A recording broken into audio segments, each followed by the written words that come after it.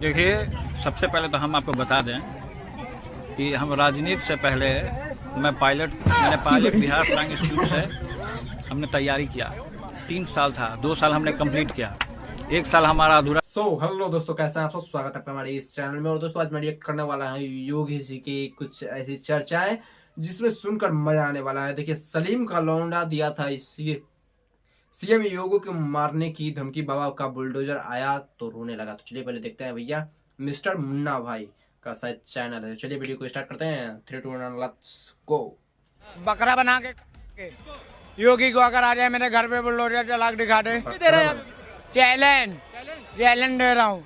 लेकिन खान साहब, उनके ऊपर आरोप लग रहा है कि वो पक्षपात कर रहे हैं, मुसलमानों को वो बुलडोजर चला रहे हैं।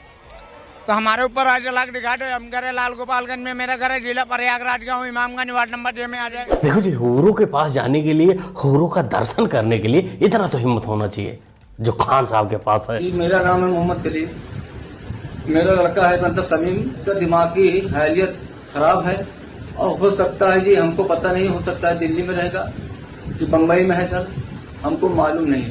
8-9 साल पहले सर ये गायब था, आज तक हमने इससे संपर्क हुआ था, न कोई इसका हम खबर लिए थे। ये गायब हुआ, तब से सर ये आया नहीं, न मुलाकात। सलीम चाचा, अब तुम्हारा सारा टेंशन खत्म। बाबा की पुलिस, बाबा का प्रशासन बहुत दयालु है। वो तुम्हारे बच्चे का जो मानसिक संतुलन खराब है उसको ठीक करवा देगी और तुमसे मिलवा भी देगी बहुत जल्द। हाँ, लेकिन थोड़ा सा तुमको मेहनत करना पड़ेगा जो 10 साल में नहीं कर पाए हो। अपना बोरिया बिस्तर उस घर से निकालना होगा जिस घर में तुम रहते हो, क्योंकि बाबा जी ने पहले ही बोला है कि गुंडों मवालियों को क्या करेंगे। वैसे भी गर्मी चल रही है। उत्तर प्रदेश में माफिया के लिए ही हम बुलडोजर लेके आए थे। अच्छे माफियाओं की गर्मी शांत कर देता है। मेरा सवाल आरजेडी से और समाजवादी पार्टी से है। आप मैनिफेस्टो पर सवाल उठा रहे हो, लेकिन आप गठबंधन में हो, उसके बावजूद भी आप अपना अपना मैनिफेस्टो निकाल रहे हो और दोनों में अलग ही नंबर्स है। तो हम एज अ वोटर हम ये नहीं समझ पा रहे कि हम कौन सी सोच के लिए वोट दे रहे हैं। उस तरफ बीजेपी है, वो एक मैनिफेस्टो निकाल रही है, हमें समझ में आ रहा है कि वो क्या कहना चाहते हैं। भाई साहब, आप तो वोटर हो सिर्फ, तब इतना कंफ्यूज हो, तब इतना परेशान हो। बताओ चमचों का क्या हाल हो रहा होगा। मान लो अगर इन लोगों के हिसाब से जैसा मैनिफेस्टो सबका बना है, अगर ये लोग पार्टी में आ जाते हैं, सत्ता में आ जाते हैं, तो क्या होगा। तुम लोग रात में सोओगे खड़गे जी को प्रधानमंत्री बना के, सुबह तुम्हारे उठने से पहले प्रधानमंत्री बदल चुके होंगे। सब मिलकर अगर सरकार बनाएंगे तो माल भी तो सबको बराबर बराबर खाना है ना। तुम लोग अपना देख लो, वो लोग तो मलाई बराबर से ही खाएंगे। मेरी अपील है यहाँ के कार्यकर्ताओं साथियों से जो मुझे सुन रहे हैं, अगर कोई भी अन्याय यहाँ करने का प्रयास किया गया तो 26-27 स्टेट में है बीमार में, और 7-8 स्टेट में है आजाद समाज पार्टी का संगठन। आप शायद फिर सोच भी नहीं पाओगे क्या होगा। अरे कुछ नहीं होगा रे, लोगों के पास इतना टाइम नहीं है कि वो हरियाणा पंजाब से तेरी फालतू बात सुनने आएंगे। उनको भी पता है कि वोट तो 150 ही मिलने वाले हैं। ऊपर से वो तुम्हारे चक्कर में, तुम्हारे बहकावे में बेचारे आ भी गए अपना काम धंधा छोड़कर, तो ऊपर से लट भी मिलता है यूपी में। तो कुछ नहीं होगा रे, परेशान मत। ईवीएम पे ना तुम लोगों का अधिकार है, वो अधिकार जाना नहीं चाहिए। 4 जून के बाद वो अधिकार अपना थोड़ा बहुत इस्तेमाल कर लेना 2029 के लिए।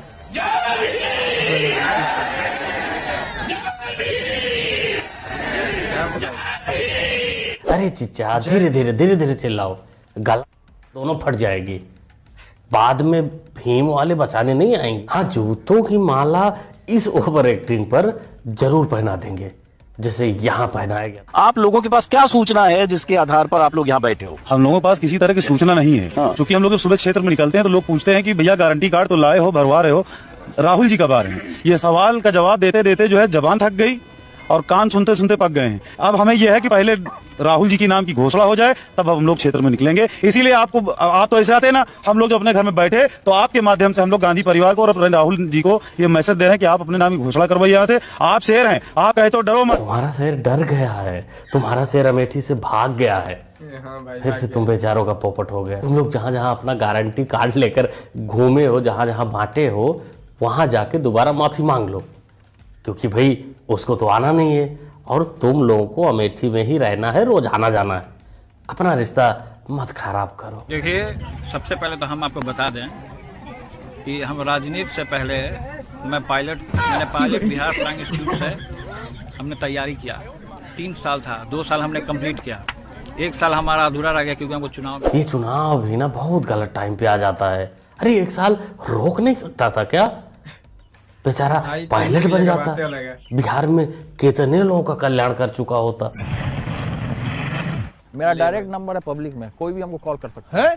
हाँ, अपना खुद का नंबर दिया हुआ है? खुद का नंबर मैंने दे दिया पब्लिक में। बोले मेरा ये नंबर है 970 बताओ नंबर बता दो आज। 97082 5 x 9। जो भी आपके चैनल के माध्यम से पब्लिक अगर हमसे डायरेक्ट संपर्क करना चाहता है, हमारा पॉकेट रिंग करेगा, मैं उठाऊंगा। बहुत फोन नहीं बजता होगा आपका? रात भर बजता होगा? तब बजता है तो बजता। इस बात को सुनकर कुछ लोगों को लग रहा होगा कि तेजू भैया जनता को तोहफा पहना रहे, लेकिन ऐसा नहीं है। सच में इनका नंबर पब्लिक में है और हमने फोन भी किया था। अरे हमारे इनकी आधे घंटे तक बात हुई। उसके बाद हमने पूछा कि आगे क्या होने वाला है, कौन आ रहा है। अभी अपने खाने की तरफ, भोजन की तरफ देखते हुए बोल रहे हैं कि देखो खाना खा रहे हैं, झूठ नहीं बोलेंगे। आएगा तो मोदी। मुलायम सिंह जी ने संसद के अंदर कहा कि अरे ये इनका अन्ना हजारे का जन लोकपाल बिल आ गया तो एक दरोगा हमको आके जेल में डाल देगा। तो साथियों, दरोगा तो चोरों को जेल में डालता है, तो चोर की दाढ़ी में कहीं तिनका तो नहीं है? अगर उन्होंने ईमानदारी से अपनी जिंदगी व्यतीत की है तो उनको दरोगा से डर क्यों लगता है? हम लोगों को तो दरोगा से डर नहीं लगता। ये सारे दरोगा, ये सिपाही खड़े, हमें तो डर नहीं। सही कह रहे हैं केजरी चाचा, इनको दरोगा से डर बिल्कुल नहीं लगता। अरे दरोगा साहब तो छोटे मोटे चोर उचक्कों को पकड़ते हैं। अब जहाँ करोड़ों की बात आती है वहां तो ईडी जाती है ना, इनको सिर्फ ईडी से डर लगता है। भाई किस तरह इनका थोड़ा लंबा ढकार है ना। मैं दिल्ली के मुख्यमंत्री अरविंद केजरीवाल जी से मुलाकात करके आ रही हूँ। मैं जैसे ही उनसे मुलाकात करने पहुंची तो मैंने उनसे पूछा कि सर आपका क्या हाल है। तो उन्होंने मुझे कहा कि तुम मेरी चिंता मत करो, मेरी सेहत की चिंता मत करो, तुम मुझे बताओ कि काम कैसा चल रहा है, सब कुछ ठीक है कि नहीं। पक्का बिजनेसमैन है केजरी मियां। जिंदगी जेल में कटे लेकिन कमीशन नहीं घटना चाहिए, कमीशन ना घटे। वैसे दोस्तों अगला नंबर आतिशी का ही होने वाला है, क्योंकि केजरी मियां के संपर्क में जो आए हैं सबको भुगतना पड़ेगा। मुझे जेल में डाला जाएगा, सौरभ भारद्वाज को जेल में डाला जाएगा, दुर्गेश पाठक को जेल में डाला जाएगा और राघव चड्ढा को जेल में डाला जाएगा। देखिए, हमने बहुत प्रधानमंत्री देखे हैं, परिवार में भी प्रधानमंत्री रहे हैं 2। सत्ता को देखा है, समझते हैं कि सत्ता में क्या होता है। सारे चमचे आसपास आ जाते हैं कि नहीं? जो लाइन में आ जाओ, पिंकी दीदी तुम लोगों को सम्मानित कर रही है। वैसे ही सम्मान के बाद चमचों को थोड़ा फील आएगी, चमचागिरी थोड़ा अच्छे तरीके से करेंगे, क्योंकि उनको एक पहचान मिली है। इसके पहले तो लोग उनको सिर्फ चमचा बोलते ही थे, लेकिन आज पिंकी ने उनको जो सम्मान दिया, जो नाम दिया, जो पहचान दिया, उससे वो लोग काफी गौरवान्वित महसूस कर रहे होंगे। बाद में 9 गो बाल बच्चा पैदा किया, जरा बताइए तो, इतना बाल बच्चा पैदा करना चाहिए, इतना ज्यादा। अब बाल बच्चा इतना पैदा किया और उसके बाद कई गो बेटी को बढ़ा रहा है, अब बेटा को बढ़ा रहा है। लेकिन हम लोग कोई अपना बेटा बेटी को बढ़ाए हैं? हम लोगों के लिए पूरा बिहार एक परिवार। नशेड़ी चाचा, पलटी मारने के अलावा तुम भी बिहार में कुछ घंटा नहीं कुछ किए हो।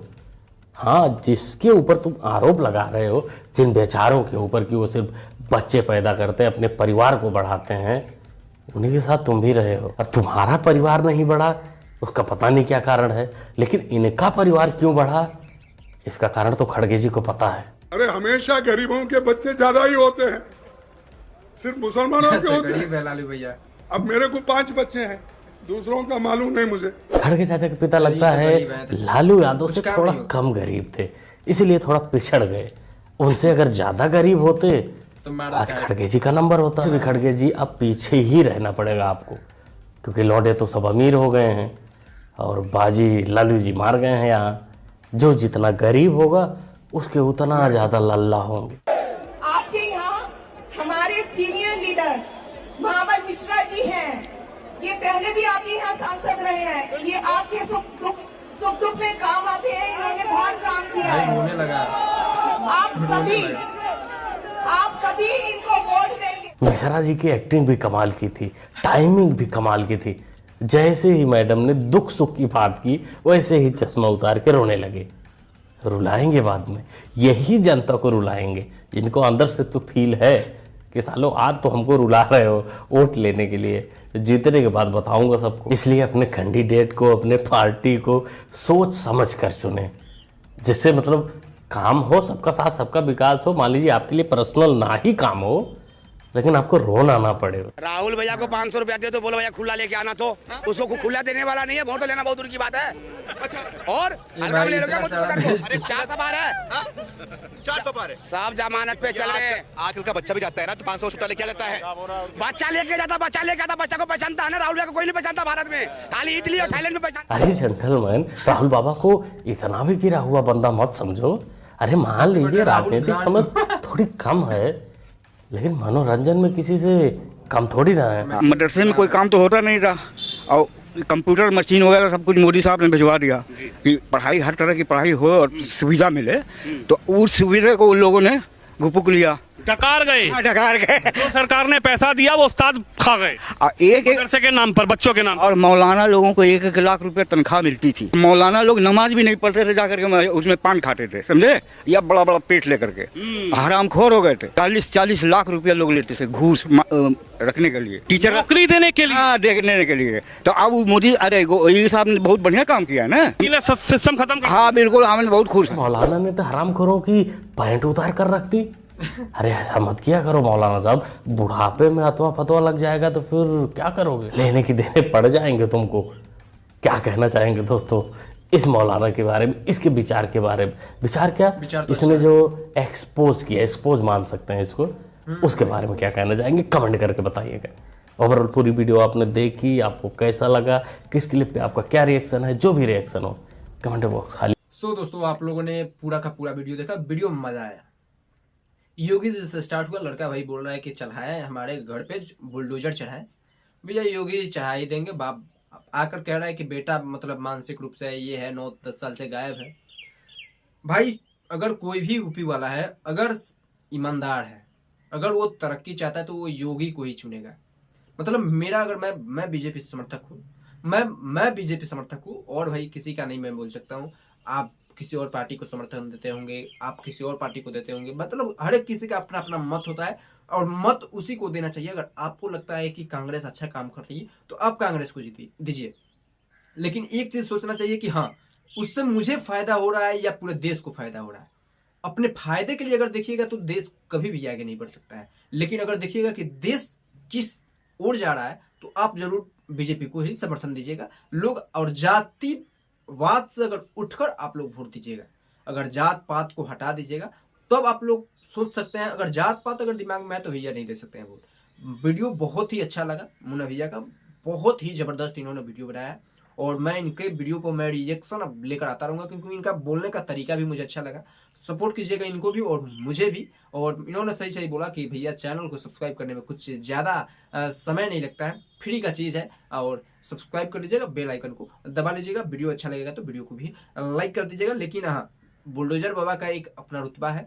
जैसा कि देखें कि कांग्रेस में ऐसा कोई भी नेता नहीं है, इंक्लूडिंग राहुल गांधी, जो कि मैनिपुलेट आदमी को करते हैं। भैया मैनिपुलेट नहीं करना है ना, मैनिपुलेट नहीं। हालांकि जो इलेक्शन होता है, जो नेतागिरी होती है, वो मैनिपुलेट पे ही चलती है। लोगों को मैनिपुलेट बीजेपी वाले भी करते हैं, कांग्रेस वाले भी करते हैं, लेकिन काम किसको करना है ये हमें देखना है।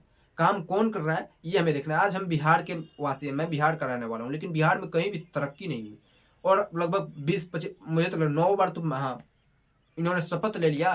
पलटू चाचा ने 9 बार शपथ लिया, मतलब 5 बार लगभग मुख्यमंत्री, 20-25 साल से वो मुख्यमंत्री हैं, लेकिन कुछ भी तरक्की नहीं हुआ। हाँ, एक चीज तरक्की हुआ, उनके पास अंदर एकदम माल मतलब भरा हुआ है, मतलब यही कह सकते हैं। लेकिन इंक्लूडिंग अगर वीडियो बोला जाए कि वीडियो का तात्पर्य क्या था, अगर आप लोगों ने वीडियो देखा, अपना मत सही जगह पे दीजिएगा। और बिहार के जितने भी लोग देख रहे हैं, मैं तो कहूँगा कि भैया कुछ ना कुछ बदलिए, और एक युवा को लाइए जो देश में कुछ लाना चाहता है। लेकिन देखिए बीजेपी तो फिर लालू चाचा, पलटू चाचा को ही रखी है, तो क्या ही कहना, हमारी भी मजबूरी है, क्योंकि भाई और किसी को हम दे नहीं सकते हैं। और बीजेपी हमारा, मैं बीजेपी का समर्थन करता हूं, लेकिन आप किस पार्टी को समर्थन करते हैं कमेंट सेक्शन में जरूर बताइए। और ये वीडियो आप लोगों को कैसा लगा और कमेंट सेक्शन में जरूर